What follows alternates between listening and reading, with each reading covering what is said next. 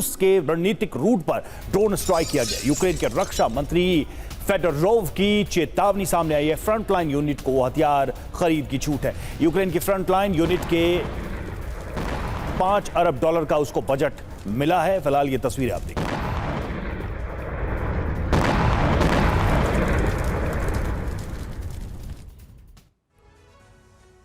तो किस तरीके से रूस ब्लॉकेड लगा रहा है, और एक तरीके से आप देखिए, एक तो यूक्रेन को ज्यादा से ज्यादा इस वॉर में नुकसान पहुंचाकर किसी तरीके से जेलेंस्की को घुटने पर लाने के लिए मजबूर करने की कोशिश कर रहा है। सवाल यह है कि इसमें जेलेंस्की का काउंटर प्लान क्या है। सवाल यह भी है कि पुतिन इस पूरे टारगेट को कब तक हासिल कर पाएंगे, क्योंकि जैसा कि हमारे एक्सपर्ट्स भी बता रहे थे कि युद्ध कल्पना से अधिक लंबा खिंच चुका है।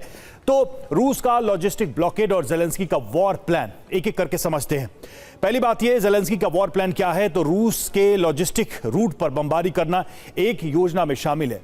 दूसरा, रसद और सप्लाई लाइन तहस नहस करना ताकि कमी पैदा की जा सके सपोर्ट की। और तीसरा, रशियन फौज का लॉजिस्टिक सिस्टम को तबाह करना। लगातार ऐसे हमले किए गए हैं, यहां तक कि रिफाइनरीज को भी इसी तरह से टारगेट करके कहीं ना कहीं सप्लाई को बाधित करने का प्रयास किया गया है। रूस की सेना का लॉजिस्टिक लॉकडाउन और लक्ष्य यह है, और सप्लाई चेन टूटने से रूस का सैन्य अभियान कमजोर पड़ेगा।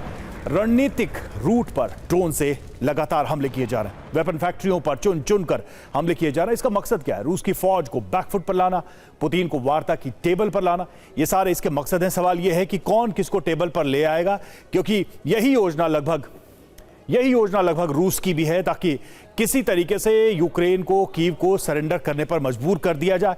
और लगभग ऐसा ही एक काउंटर प्लान जेलेंस्की का, जैसा हमने आपको बताया, और वो कोशिश कर रहे हैं लॉजिस्टिक के तौर पर कमजोर करने के लिए।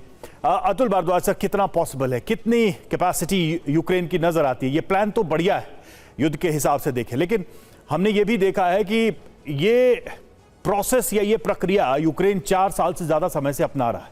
रूस की स्ट्रेंथ में कोई खास कमी नहीं आई है। रूस का जो ऑक्यूपेशन है यूक्रेन में, उसमें कहीं कोई बहुत कमी नहीं आई, बल्कि बढ़ोतरी ही हुई है। कितना फिजिबल है ये वॉर, या फिर ये मान लिया जाए कि एक गुरिल्ला वॉर की तरह लड़ रहे हैं जब तक लड़ पाए? देखिए, ये एक वॉर ऑफ एट्रिशन है जो इतनी लंबी खिंच गई है, आप देख रहे हैं। और रूस जो कि एक सुपर पावर जैसा माना जाता था in military terms, I would say, वो आज तक अभी तक यूक्रेन को अपने घुटनों पे नहीं ला पाया। और उसका एक वजह ये है क्योंकि यूरोप उसके पीछे खड़ा है, नेटो यूक्रेन के पीछे खड़ा है। और ये वॉर बेसिकली यूक्रेन और नेटो और रशिया की वॉर चल रही है। तो इसको चलते हुए देख के ये बड़ा मुश्किल है रशिया के लिए। डिसाइसिव विक्ट्री इसमें आना रशिया के लिए बहुत मुश्किल है। आज की अगर तारीख में अगर देखेंगे तो डिसाइसिव विक्ट्री वॉर में केवल आप तब ले सकते हैं जैसे इजराइल ने गाजा पे ली, जहां पर आपकी रेजिस्टेंस बहुत ही कम है। अदरवाइज अगर आप एक नेशन स्टेट के साथ डील कर रहे हैं जिसके पास बहुत सारी बैकिंग है पीछे से, उसको एब्सोल्युटली डिफीट करना बहुत ही कठिन हो गया है आज के दौर में। क्योंकि आज के लेकिन सर, यूक्रेन की जो नीति रही है इस युद्ध में, सिर्फ लॉजिस्टिक्स या एक तरीके से जो बैकअप सपोर्ट है उसको डिस्टर्ब करके वो क्या कंसिडरेबल अचीवमेंट वहां कर सकता है इस वॉर में रूस के खिलाफ? जमीन पर तो कुछ भी नहीं दिख रहा। रूस एक बहुत बड़ा देश है। रूस की सप्लाई लाइंस को टारगेट करना इतना आसान नहीं है।